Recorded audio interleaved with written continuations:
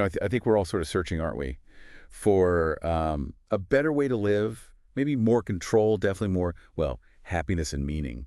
Absolutely. It's that universal feeling. And that's probably why someone like Naval Ravikant really clicks with people. He's, known for Silicon Valley success, sure, but it's more his clear thinking that cuts through all the noise. That's a great way to put it. And today we're diving into his ideas specifically through the Almanack of Naval Ravikant. Right.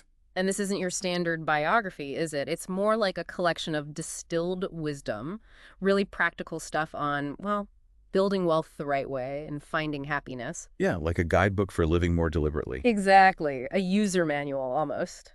So our goal today for you listening is really to pull out the most useful, actionable bits from this almanac. We want to focus on the core concepts that might spark a new way of thinking or give you some concrete steps for, improving things. We're looking for those aha moments. Exactly, those moments where you think, okay, yeah, I get that. I can actually do something with that.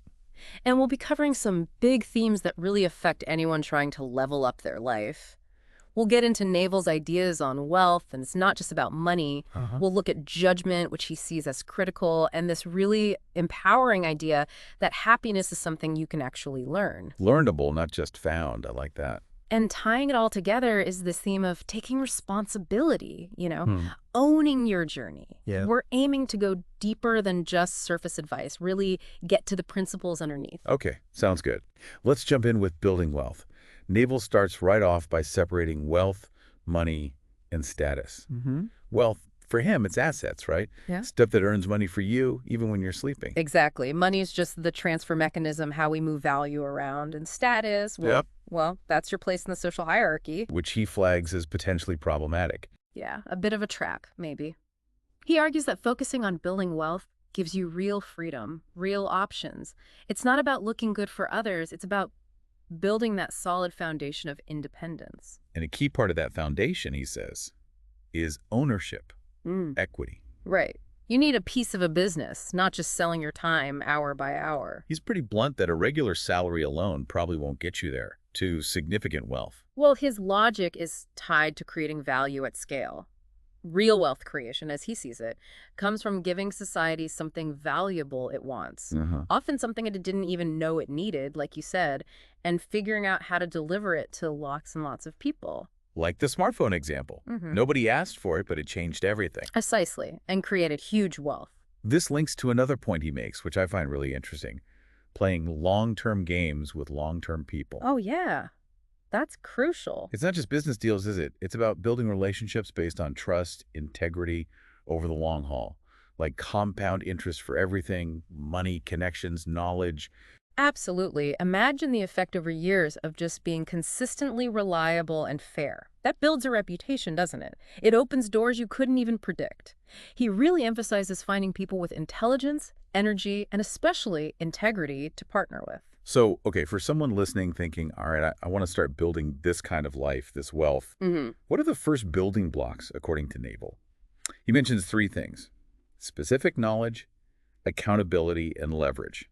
Let's unpack specific knowledge. It sounds specific. Ah, yeah, it is. And it's not typically stuff you learn in school. No. No, it's often found by following your genuine curiosity, maybe a passion. It's the kind of thing you might do for fun anyway, So it feels like play to you. But looks like work to other people. Exactly. Think about what you were naturally drawn to as a kid or what you read about just because you wanted to. That's a clue. He lists things like sales skills, musical talent, even being obsessed with, like sci-fi or game theory, stuff that's hard to just teach in a classroom. Right. Or automate or easily hire someone else to do. It's often learned through doing maybe apprenticeships rather than formal education. And this leads to a really powerful idea for anyone feeling stuck in a competitive field. Escape competition through authenticity. Love that. By just being more you, leaning into your unique quirks and interests, you carve out your own space. He mentions Joe Rogan, Scott Adams. Their unique take is their advantage. And that authenticity is so hard to replicate, isn't it? If your work is genuinely you, it's really difficult for someone else to just copy it and beat you long term. That's a serious edge. Okay, so specific knowledge is one. The second was accountability. Yeah, basically taking risks under your own name, putting yourself out there. Sticking your neck out. Sort of. Naval argues society rewards people willing to own their ventures, the wins and the losses, having skin in the game. It builds trust, I suppose. That's his point. And he suggests the downside risk of failure today, especially if you act with integrity, is often much lower than we fear. Taking responsibility actually creates future opportunities. Got it. And the third piece was leverage. Right. So traditionally that meant capital money or labor people working for you. Those still matter, obviously. But he emphasizes something newer. Yeah, what he calls permissionless leverage. Things like code in media, software, content creation, podcasts, writing online. Things anyone can potentially access. Exactly. That's the permissionless part. You don't need a huge investment or someone's approval to start learning to code or to start creating content and building an audience online. That's incredibly powerful. It is. These tools let you magnify your efforts massively, reach a global audience potentially, with very little extra cost for each new person reached. His advice is basically learn to build, learn to sell, learn to write, learn to create online. Okay, but here's the catch, right? Leverage magnifies whatever it's applied to. Precisely, which is why judgment is so critical. And Naval thinks judgment might actually be more important than just working hard in today's world. Yeah, it's a strong claim, but I think he has a point. He defines judgment as, well, wisdom applied to practical problems. Understanding the second and third order consequences of your decisions. Yeah. Seeing the long game. So how do you get better judgment? It sounds a bit abstract. It starts with thinking clearly, which means really understanding the basics of a situation, questioning your own assumptions, being willing to see reality as it is, even if it's not what you want it to be. That takes effort. And maybe. Quiet, definitely. He talks about the need for empty space in your schedule. Time just to think, to process, not constantly reacting to notifications or the next urgent thing. That's where insights happen. Okay, so clear thinking leads to better judgment. What about making actual decisions? Any rules of thumb? He offers a few. He suggests, kind of broadly, that classical virtues, honesty, patience, etc. are good long-term strategies. Makes sense. And I really like this one, especially now with so many choices. If you can't decide, the answer is no. Oh, interesting. Why? Because if you're not feeling a strong yes, there are probably better opportunities out there. Don't settle for lukewarm. Okay. He also has this idea of running uphill. If you're genuinely stuck between two options, pick the one that seems harder or more painful in the short term. Why would you do that? Because the short-term pain often correlates with better long-term gain.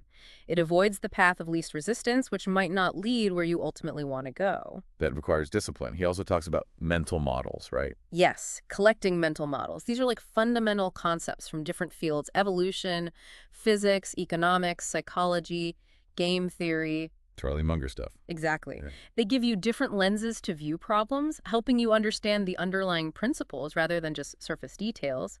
They help you make better predictions and decisions. And a key way to gather these is reading. Reading widely. He calls loving to read a superpower.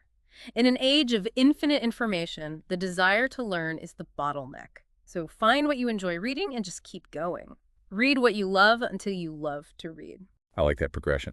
Finally, on the wealth side, he brings up patience. Oh, absolutely crucial. Even if you have the specific knowledge, the accountability, the leverage, the judgment, it still takes time. Compound interest needs time to work its magic. Right. You can't rush it. He warns, if you're counting, you'll run out of patience. You have to trust the process. Okay, that's a really solid framework for thinking about wealth creation. Yeah. Let's shift gears now to happiness, to personal well-being. This is where Naval gets perhaps even more counterintuitive for some. Yeah, his central idea here is pretty radical.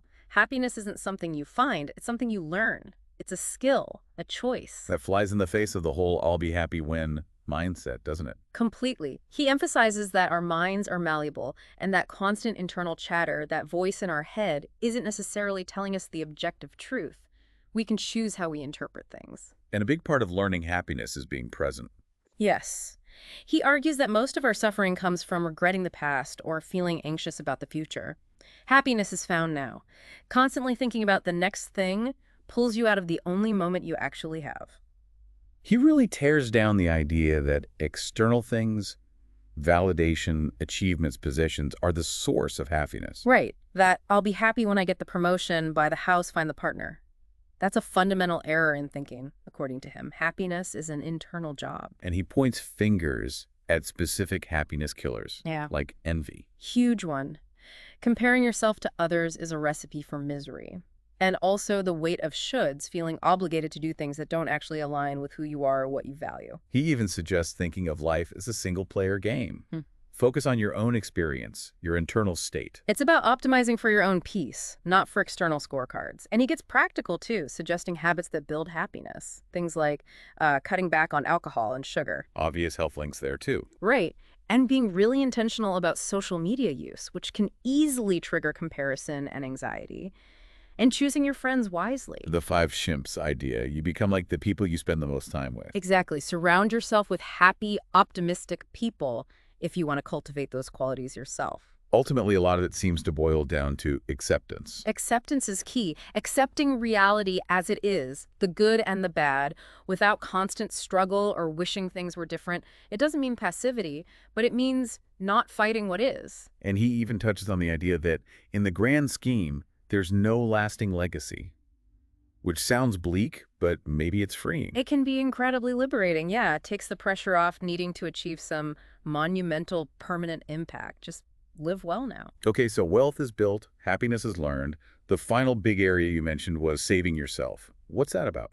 It's really about radical personal responsibility, taking full ownership. Naval's core message here is stark. Nobody is coming to save you.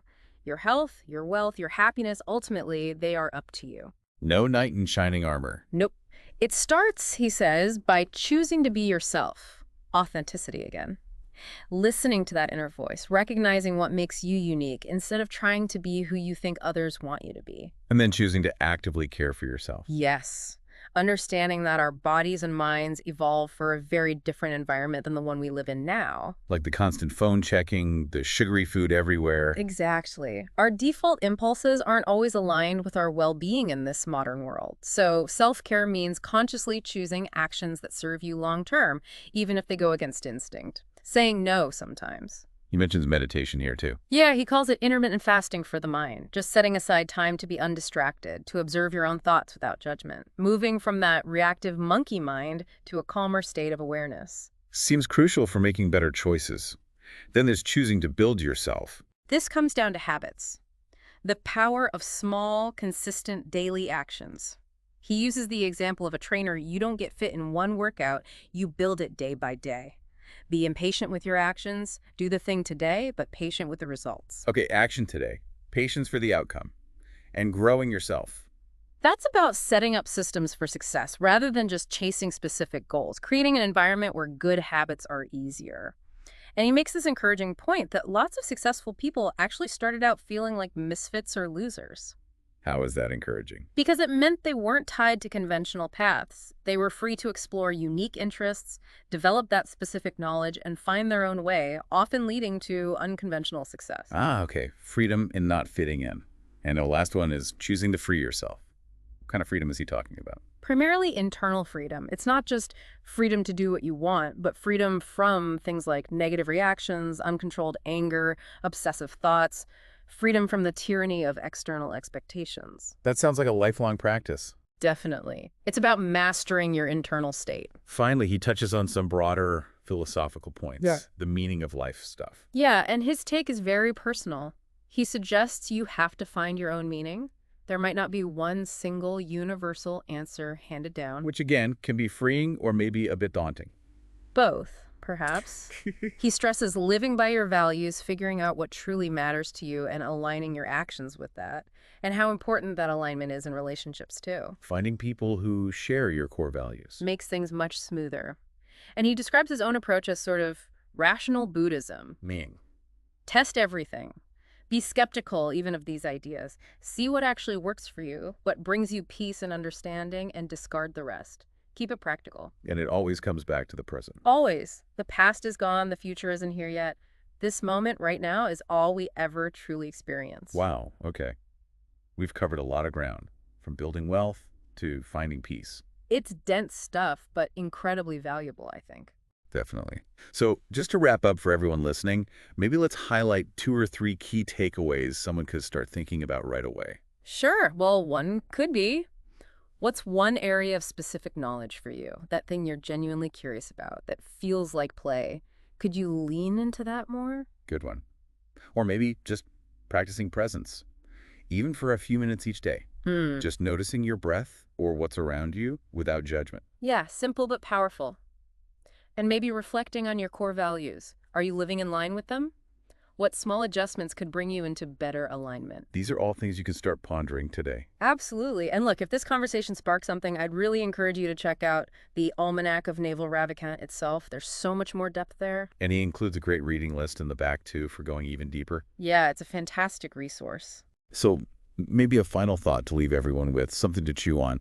What obligation or expectation that doesn't feel authentic are you ready to maybe let go of this week to make space for something that truly matters? That's a powerful question. Thank you for joining us on this deep dive. Thanks for having me. It was a great chat.